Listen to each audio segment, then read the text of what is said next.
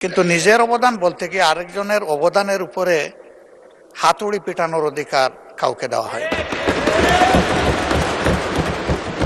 তিনি পার্সোনালি আমাকে হার্ট করেছেন। মাননীয় সংসদ সদস্য, বয়সে আমার বড়, তিনি মুক্তিযুদ্ধে তার অবদান সবকিছুই বলেছেন, কিন্তু নিজের অবদান বলতে কি আরেকজনের অবদানের উপরে হাতুড়ি পিটানোর অধিকার কাউকে দেওয়া হয়।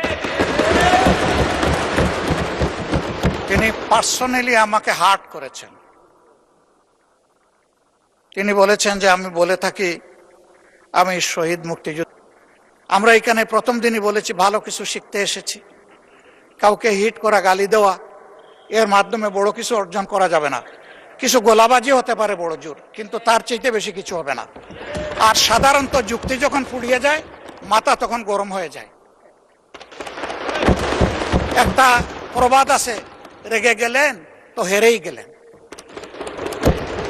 আমরা সবাই মিলে হারতে চাই না, আমরা সবাই মিলে জিততে চাই।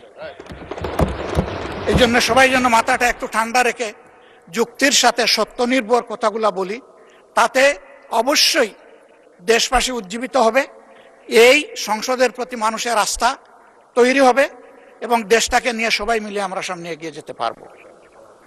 ধন্যবাদ মাননীয় স্পিকার।